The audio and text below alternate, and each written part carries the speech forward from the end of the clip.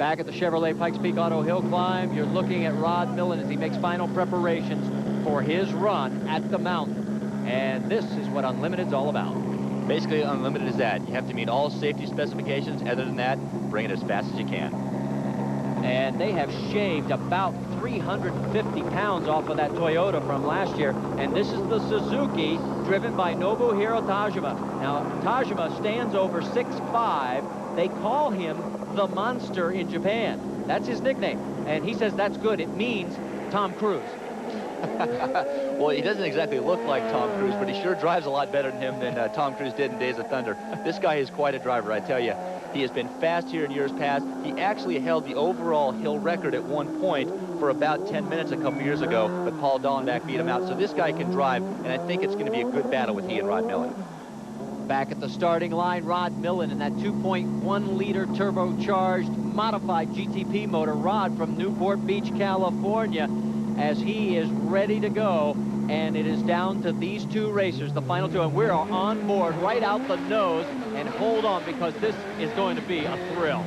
I tell you, just sitting here in my chair, I am scared. This is unbelievable. Look how fast he is going. This is a purpose-built race car. It is built strictly for the purpose of winning at Pikes Peak and conquering the overall mountain.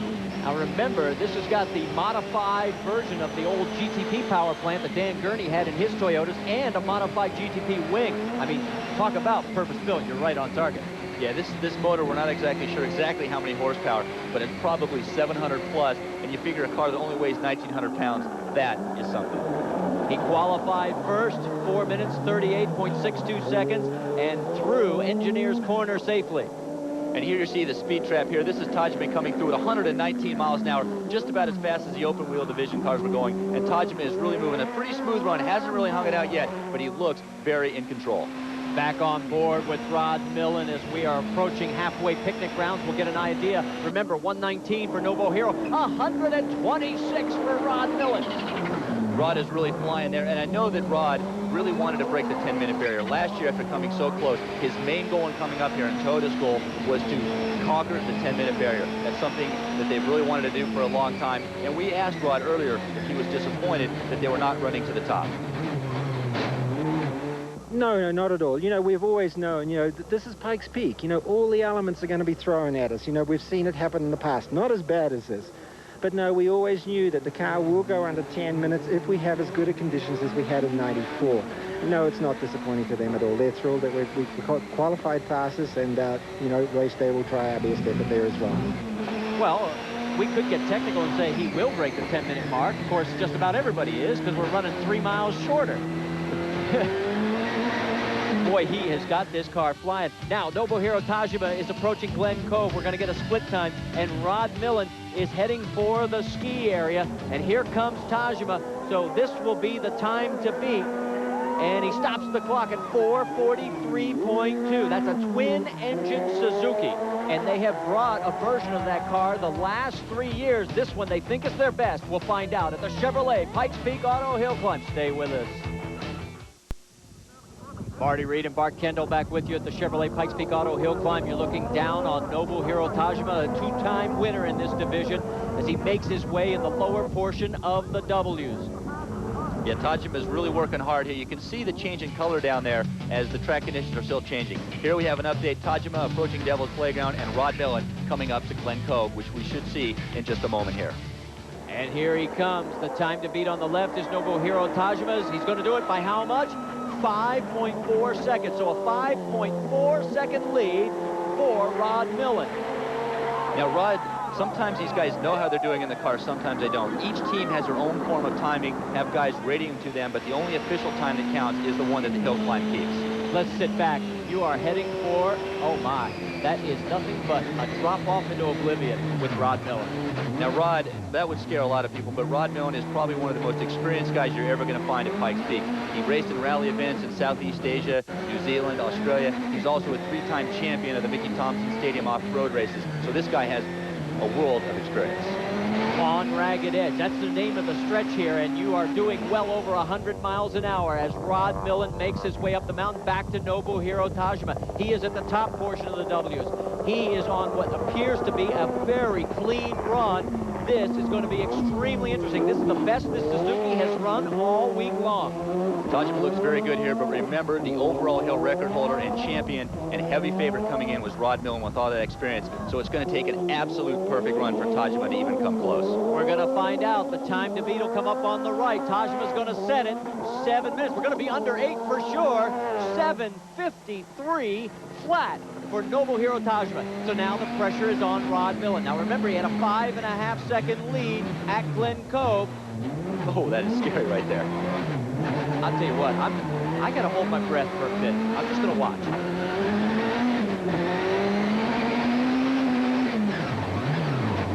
And listen to how smooth Rod is as he heads up to this corner. You can hear him real smooth as he works his way up through the gears. You can hear on the throttle, very smooth in and out of the corners. See how high we are? Those are clouds right out the right window of Rod's Toyota.